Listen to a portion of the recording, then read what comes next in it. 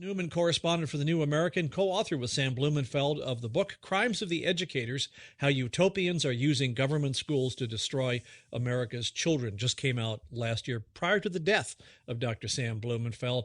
We're talking about mandatory mental health screening. Right now, these are recommendations, okay? So recommendations come and go. The two areas where I would be concerned are, number one, are they doing this in the schools to our kids, or are kids going to suddenly sit down one day and, here, Susie, we're going to take this test, just answer these questions, blah, blah, blah, at which point then the school social workers and everybody else gets involved? Or B, will this be mandatory? There's the voluntary or mandatory hook in my mind. And bear in mind that many things are voluntary nowadays that if you don't do it, carry heavy penalties. Well, that's exactly right. They use the term voluntary very loosely. I mean, they claim that our tax system is voluntary, but if anybody wants to see how voluntary it is, I encourage them to, don't fill out a tax return this year and see what happens. You'll find out very quickly that their definition of voluntary is different from, say, an everyday Americans.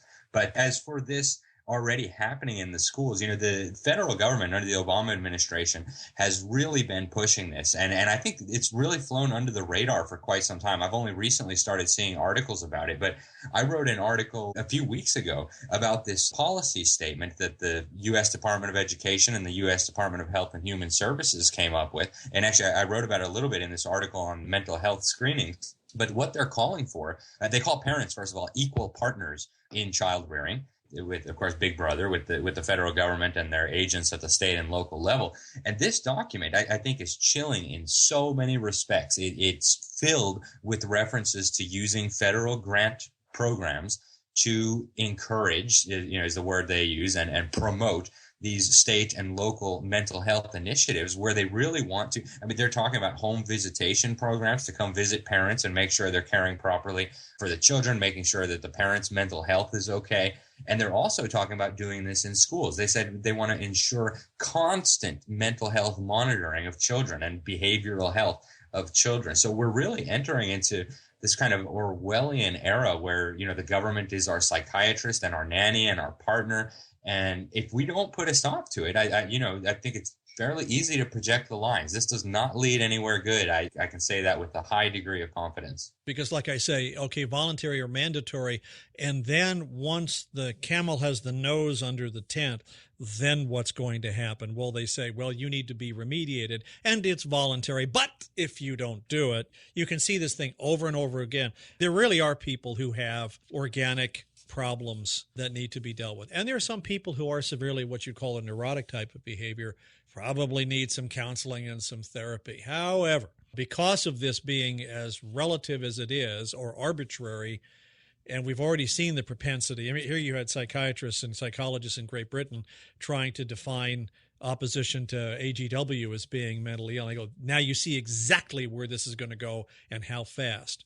So the day it becomes mandatory is the day we've really got a problem on our hands. Yeah, you're absolutely right. And what you see is a trend, in a really accelerating trend toward coercive psychiatry and coercive medicine, and beyond that to expanding the list of what is considered to be a mental illness. This is becoming really clear in the United Kingdom. They're, slightly ahead of us. Leading psychiatrists in the United States and around the world have been expressing serious concerns in recent years. For example, the most recent revision of the DSM, the Diagnostic and Statistical Manual, which is kind of the Bible of psychiatry, right, where they include all the mental illnesses that they've voted to officially classify as mental illnesses. You had, I think it was 13,000 mental health professionals on the latest revision come out and say, wait a minute here, this is crazy. You could label any person on the planet with one of these labels here. I mean, they're calling things that, if your child doesn't listen to you or talks back, and they want to call it oppositional defiant disorder. And, a lot of these things are just regular everyday behavior. And even with the depression, sometimes there's a reason why people are depressed. It doesn't need to be a mental illness. Maybe they lost a loved one. Maybe their diet is poor. Maybe they've just had a rough week at work. There's all kinds of perfectly legitimate reasons to be depressed that don't require medication and intervention and treatment and losing your gun rights. And again, I think people need to be very aware of all of this, because it's a slippery slope. And, as you mentioned, it may start out as voluntary, but we move on this slope very quickly.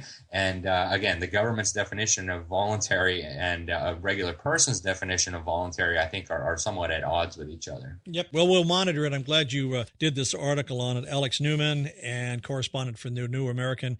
Any closing thoughts and any websites or blogs you'd like people to know about? Yeah, thanks very much for having me to talk about this issue. I really hope Americans will educate themselves on this, because if you have kids, it's coming to your kids. It's already 1 in 10 American boys in the government school system have been labeled ADD or ADHD, and they're taking, really hardcore drugs, these amphetamines. So I encourage parents to be aware of this, what's going on in the schools. We wrote a big book about it. I urge people to check out the book. It's Crimes of the Educators, How Utopians Are Using Government Schools to Destroy America's Children. It deals with the mental health aspect and so much more, the phonics, why we have this epidemic of illiteracy across the country and why it's getting worse and why it's going to keep getting worse. And then, I recommend people just do the research themselves. Don't believe me. You don't know who I am, but go out. There's all kinds of resources there, and check out thenewamerican.com. WorldNet Daily is a great site that I also write for. Thanks again very much for having me, John. I appreciate the opportunity. Alex Newman, once again, I really appreciate you doing this article.